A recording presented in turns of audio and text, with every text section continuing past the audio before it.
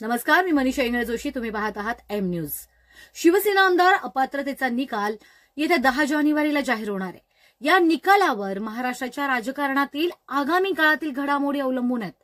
हा निकाल मुख्यमंत्री एकनाथ शिंदे यांच्या बाजूने लागला तर ठाकरे गटाला मोठा धक्का बसणार आहे. पण या उलट निकाल जर ठाकरे गटाच्या बाजूने लागला तर महाराष्ट्राच्या राजकारणात मोठा भूकंप घडून येईल.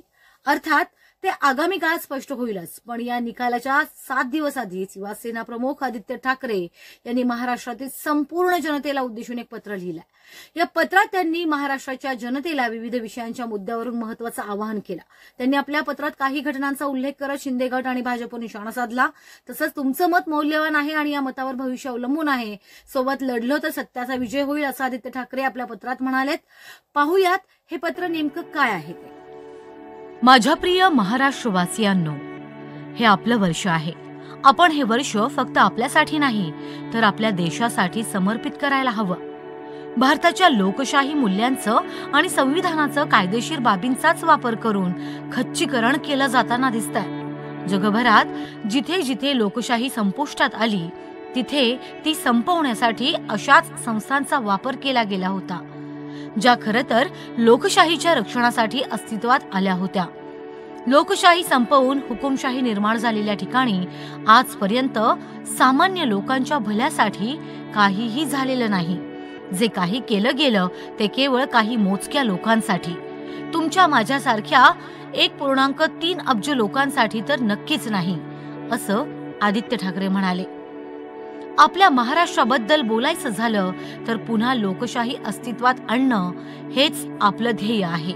2022च्या मध्यात गद्दारांच्या टोळीनं आपल्या या शांतिप्रिय आणि प्रगतिशील महाराष्ट्राचं रूपांतर बिल्डर्स आणि कंत्राटदार मिळवून चालवत असलेल्या एका बेकायदेशीर राजवटीत केलं आणि आता खोके सरकारच्या भ्रष्ट कारभारामुळं आपली शहरं उद्ध्वस्त होत आहेत. रस्ते, विकास योजनांमध्ये घोटाळे होत आहेत. उद्यानं गिळंकृत केली जातात. इतकंच नाही तर रस्त्यावरील फर्निचर, सॅनिटरी पॅड्स यांच्या बाबतीतही घोटाळे होत आहेत आणि हे तर केवळ भ्रष्ट कारभाराचं वरवरचं टोक आहे, अशी टीका आदित्य ठाकरे यांनी पत्रात केली. ग्रामीण भागातल्या अडचणी तर टोकाच्या भीषण होत आहेत. शेतकरी आत्महत्या वाढतच चालल्यात. सततच्या हवामान बदलाला आणि त्यामुळं वाढणाऱ्या आपत्तींना तोंड देणाऱ्या शेतकऱ्यांना मूलभूत नुकसान भरपाईची मदत केली जात नाहीये. त्यांना धीर द्यायला देखील सरकारकडून कोणीही जात नाही. खोकी सरकार फक्त बॅनर्सवर दिसतं. हे खरोखरच भयावह आहे. एकीकडे शहरं लुटली जातात, दुसरीकडे ग्रामीण भागाला कुठलीच मदत मिळत नाहीये आणि गुन्हेगार मात्र मोकाट सुटलेत, असं आदित्य ठाकरे म्हणाले. एका आमदाराचा मुलगा एका व्यावसायिकाचं अपहरण करताना सीसीटीव्ही फुटेजमध्ये दिसून आला, परंतु आजपर्यंत कोणतीही कारवाई केली गेलेली नाही. आणखी एक आमदार गणपती बाप्पाच्या मिरवणुकीत बंदूक रोखताना कॅमेऱ्यात पकडला गेला आणि त्यानंतर त्याने पोलीस ठाण्यात गोळीबार केल्याची बातमीही आपण ऐकली. पण त्याच आमदाराला त्याच्या या उद्दामपणाचं कौतुक म्हणून आता सिद्धिविनायक गणेश मंदिर ट्रस्टचं अध्यक्ष बनवण्यात आलंय. एका हिंदू सणात बंदुकीचा धाक दाखवून घाबरवणाऱ्या माणसाला अध्यक्ष केलं जातं. हे हिंदुत्व तुम्ही आम्ही आपण स्वीकारणार आहोत का, असा सवाल आदित्य ठाकरेंनी केला. काही कॅबिनेट मंत्र्यांनी महिला खासदारांना शिवीगाळ केली.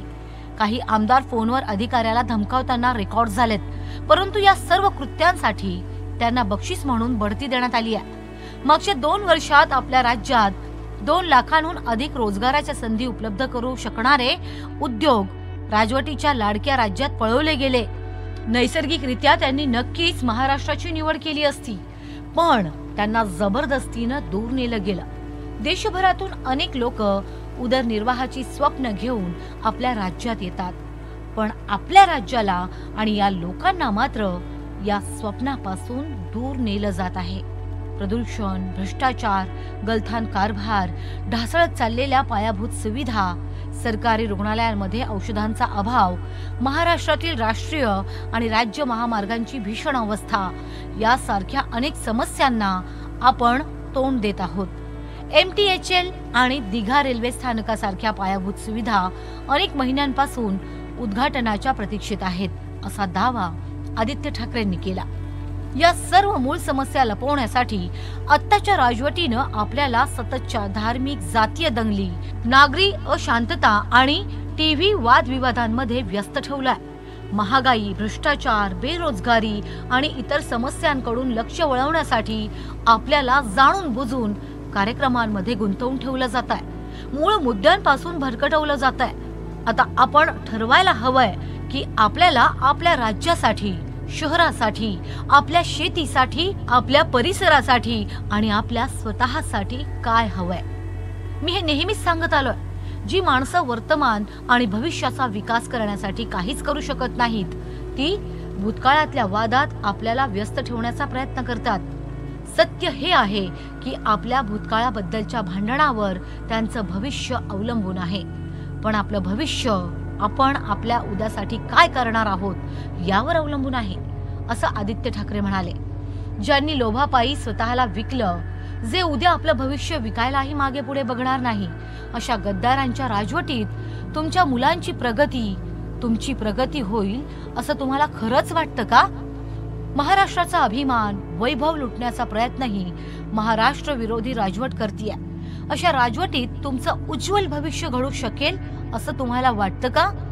त्याहून महत्वाचं म्हणजे लोकशाही व्यवस्थेवर चालणारं राज्य म्हणून नावाजलेल्या आपल्या महाराष्ट्र राज्यात हे आता लोकशाही असल्याचे ढोंगही करत नाहीत. अशा राजवटीत तुम्ही राहायला तयार आहात का?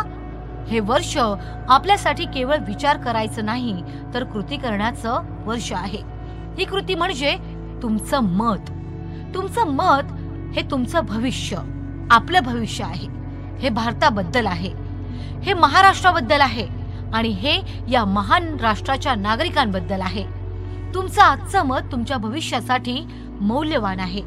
सत्याच्या आणि न्यायाच्या बाजूने लढणाऱ्यांना या हुकुमशाहीत त्रास दिला जाईल, अडचणीत आणलं जाईल. पण हा लढा जर आपण मिळून लढलो तर अंतिम विजय सत्याचाच आहे, असं आदित्य ठाकरे म्हणाले. थेट बातमी, अचूक विश्लेषण पाहत रहा एम न्यूज.